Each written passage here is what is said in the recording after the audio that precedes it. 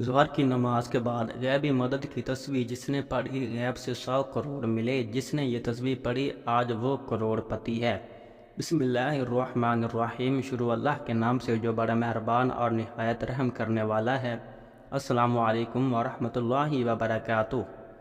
محترم ناظرین کرام، ہر روز نماز ظہر کے بعد یہ چھوٹی سی تسبیح پڑھ لیں، پھر ہر مہینے میں کروڑوں روپے کمائیں گے انشاءاللہ۔ پھر دولت کا ایسا زبردست طوفان آئے گا کہ آپ کے آگے پیچھے دولت ہی دولت ہوگی۔ محترم ناظرین کرام، آج کا وظیفہ لاکھوں کروڑوں کا مالک بنا دینے والا وظیفہ ہے۔ یہ وظیفہ کرنے سے آپ کے گھر میں دولت کا طوفان آ جائے گا۔ اللہ پاک کے بہت ہی پیارے نام کا ذکر ہے۔ آپ لوگوں نے پڑھ کر اپنی کسی بھی مشکل کے لیے، کسی بھی حاجت کے لیے، کسی بھی پریشانی کے لیے اس نام کو پڑھ لینا ہے۔ اس نام کو پڑھنے سے انشاءاللہ اللہ پاک آپ کی ہر پریشانی کو دور فرما دے گا۔ اگر آپ سب لوگ آج کا یہ چھوٹا سا عمل کر لیں تو میری دعا ہے کہ اللہ تعالیٰ اس عمل سے آپ کی اور سب مسلمانوں کی پریشانیوں کو دور فرما دیں گے انشاءاللہ، کیونکہ ہمارا یہ عقیدہ ہے کہ نہ تو اللہ کا قرآن جھوٹا ہے اور نہ ہی نبی پاک صلی اللہ تعالیٰ علیہ وآلہ وسلم کا فرمان جھوٹا ثابت ہو سکتا ہے۔ بدقسمتی سے ہم نے قرآن پاک کو کھولنا چھوڑ دیا ہے، ہم نے قرآن پاک کی تلاوت کرنا چھوڑ دیا ہے۔ حالانکہ ہماری جتنی بھی پریشانیاں ہیں، مختلف بیماریوں سے لے کر بڑی سے بڑی مصیبتوں تک جتنی بھی ہیں، ان ساری کی ساری تکالیف کا حل قرآن پاک اور حدیث شریف کے اندر موجود ہے۔ قرآن و حدیث سے ہم سارے کے سارے مسائل کو حل کر سکتے ہیں، لیکن ہم نے قرآن پاک کو صرف گھر میں بنی کسی اونچی جگہ پر رکھنا ہی مناسب سمجھ رکھا ہے اور ہر روز اسے اگنور کر دیتے ہیں اور قرآن پاک کو کھول کر اس کی تلاوت کرنا مناسب نہیں سمجھتے۔ لیکن قرآن پاک کی کشش اور خوبصورتی تو آج بھی اس طرح موجود ہے جتنی آج سے صدیوں پہلے تھی۔ قرآن پاک جس طرح پہلے اپنے سننے والے کو متاثر کرتا تھا اور ان پر اثر انداز ہوتا تھا، اپنے پڑھنے اور سننے والوں کی کیفیت کو بدل دیتا تھا، ان کے دلوں کے حالات کو بدل دیتا تھا۔ پہلے لوگوں کی آنکھوں سے قرآن پاک کی تلاوت سننے سے آنسو بہنے لگتے تھے۔ کیا آپ جانتے ہیں کہ یہ تو آج بھی اسی طرح اثر انداز ہو سکتا ہے؟ دلوں کی دنیا کو بدل کر ہماری ہر مشکل کو، ہماری ہر پریشانی کو، ہماری ہر حاجت کو، ہر مراد کو پورا کر سکتا ہے۔ قرآن پاک کو اس طرح سے پیش کیا جائے جس طرح اسے پیش کرنے کا حق ہے۔ اگر ہم یہ حق صحیح طریقے سے ادا کریں گے تو دنیا اور آخرت دونوں جہانوں میں کامیاب ہو جائیں گے۔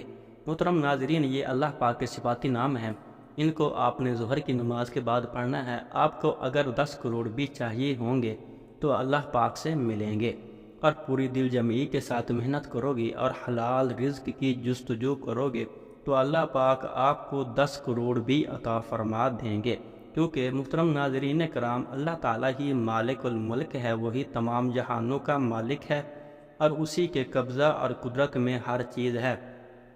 یہ اللہ پاک کے دو ایسے صفاتی نام ہیں اور ان میں اتنی زیادہ طاقت ہے کہ بندہ جتنا بھی قرض دار ہے، اس کے اوپر چاہے کروڑوں کے حساب سے قرض ہے تو انشاءاللہ تعالی اللہ پاک کوئی نہ کوئی ایسا ذریعہ ضرور بنا دیں گے، ایسا وسیلہ پیدا فرمائیں گے کہ آپ کا قرض جلد ہی اتر جائے گا اور آپ کو پتہ بھی نہیں چلے گا۔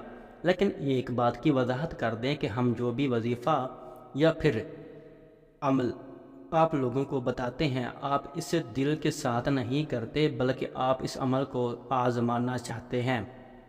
ایک دفعہ آپ اس کو یقین کے ساتھ کر کے دیکھو، آپ خود حیران رہ جاؤ گے۔ لیکن آپ کیا کرتے ہو کہ وظیفہ تو شروع کر دیتے ہو اور پھر دیکھتے ہو کہ ہم نے آپ کو وظیفہ کے اندر بتایا تھا کہ آپ کا کام شام تک ہو جائے گا، اس لیے آپ بھی یہ امید لگا کر چارپائی پر بیٹھ جاتے ہیں کہ ابھی ہمارا کام ہو جائے گا، ابھی ہو جائے گا، لیکن وہ کام کبھی نہیں ہوگا۔ کام کے لیے کچھ ہاتھ پاؤں بھی ہلانے پڑتے ہیں۔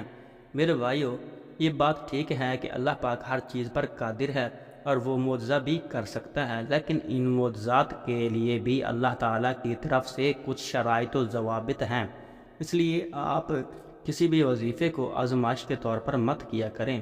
جو بھی عمل یا وظیفہ آپ کو بتایا جاتا ہے اس کو آپ اتنا یقین سے کرو اور اتنے اعتماد کے ساتھ کرو کہ آپ کے چہرے پر خوشی آ جائے کہ ابھی میں یہ وظیفہ کر رہا ہوں۔ اللہ پاک کا ایک صفاتی نام مبارک پڑھ رہا ہوں، اب انشاءاللہ اس وظیفے کے طفیل آپ کے مسائل ختم ہو جائیں گے جب آپ ذہن میں یہ تصور کر لیں گے، کیونکہ جو چیز آپ کا دماغ سوچ رہا ہوتا ہے وہی ہوتا ہے جو آپ یہ چیز اچھی طرح سے ذہن میں بٹھا لیں گے تو انشاءاللہ تعالی آپ کا وہ کام ہو جائے گا، کیونکہ اسلام میں واضح طور پر کہا گیا ہے کہ عملوں کا دار و مدار نیتوں پر ہے، اس لیے جس طرح بھی آپ نے سوچا ہوگا ویسا ہی آپ کے ساتھ ہوگا۔ اللہ پاک انسان کے لیے بہتر فیصلہ کرتا ہے، لیکن انسان کبھی یہ نہیں سمجھ سکتا۔ کبھی کبھی انسان جانے یا انجانے میں اللہ پاک سے کچھ ایسی چیزیں مانگتا ہے جو کہ اس کے لیے نقصان دہ ہو سکتی ہیں۔ اللہ پاک اپنے بندوں سے بہت زیادہ محبت کرتا ہے تو اللہ پاک اسے وہ چیز نہیں دیتا بلکہ اس کا بہترین نعم البدل اسے دے دیتا ہے۔ محترم ناظرین کرام، اب اس مبارک عمل کی جانب چلتے ہیں۔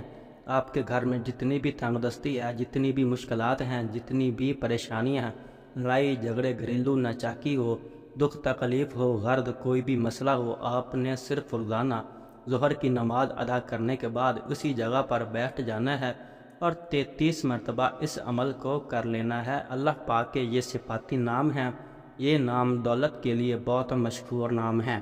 میرے بھائیوں، جتنی بھی دولت آپ کو چاہیے یا جتنی بھی آپ کو پیسوں کی ضرورت ہوگی، اللہ پاک آپ کو نوازتا ہی چلا جائے گا، پھر دھیرے دھیرے اللہ پاک آپ کی تمام تر مشکلات کو ختم کر دے گا اور انشاءاللہ آپ بھی ہر گزرتے دن کے ساتھ دولت مند ہوتے جائیں گے۔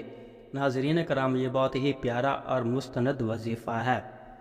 ہمارا ماننا ہے کہ جب بھی کوئی بندہ اللہ سے کچھ بھی مانگتا ہے اور اسی ذات کے آگے ہاتھ پھیلاتا ہے تو اللہ پاک اس کو کبھی خالی ہاتھ واپس نہیں کرتا۔ وہ انسان جس چیز کی بھی طلب کرتا ہے میرا اللہ اس سے وہی چیز عطا فرما دیتا ہے، لیکن ہم دنیا کی باتوں میں، دنیا کے مختلف کاموں میں اور فضول سے رسم و رواج میں پڑ جاتے ہیں اور پھر اللہ کے ذکر کے لیے تھوڑا سا بھی وقت نہیں نکال سکتے۔ یہ وظیفہ ظہر کی نماز کے بعد آپ نے کر لینا ہے، لیکن کسی بھی وظیفے کی پہلی شرط یہی ہوتی ہے کہ وظیفہ کرنے والا پاک صاف اور 5 وقت کا نماز کا پابند ہو۔ رسول اکرم صلی اللہ تعالیٰ علیہ وآلہ وسلم کے پاک فرمان کا مفہوم ہے کہ ان موقعوں پر دعا مانگو گے تو تمہاری دعا رد نہیں ہوگی۔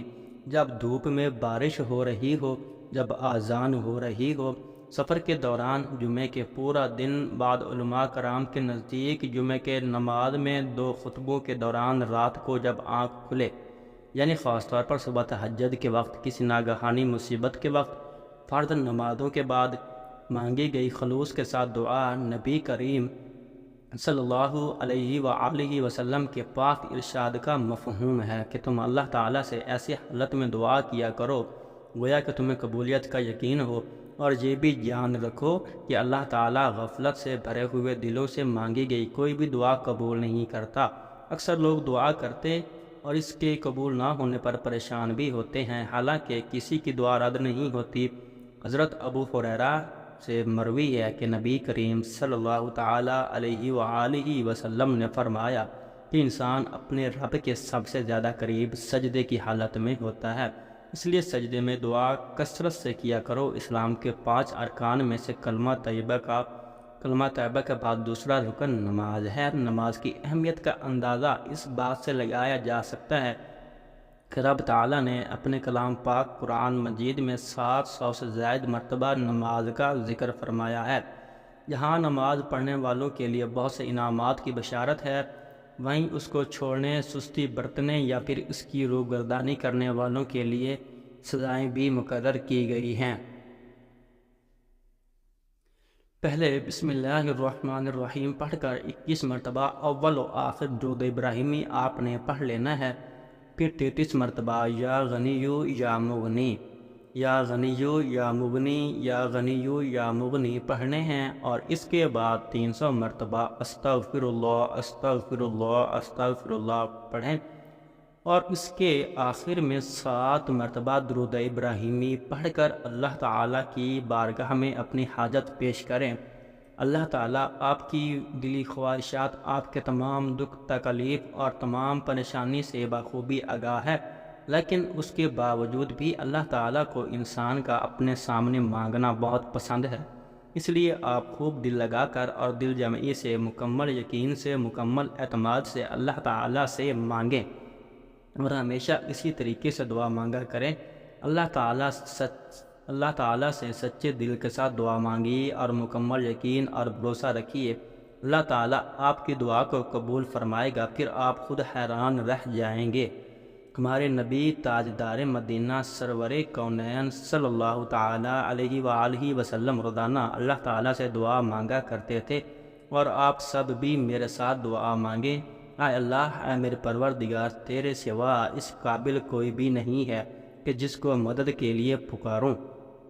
تیرے سوا کوئی نہیں جو ہر وقت ہر جگہ حاضر و ناظر ہو، تو ہی حقیقی بادشاہ ہے، اور تیرے سوا کوئی ایسا نہیں ہے جو کہ موت سے پاک ہو، تیرے سوا کوئی بھی ایسا نہیں ہے جو کہ زوال سے پاک ہو، تجھے نہ نیند آتی ہے اور نہ ہی اونگ آتی ہے، تیرے سوا کوئی نہیں ہے جو کہ ہر عیب سے پاک ہو۔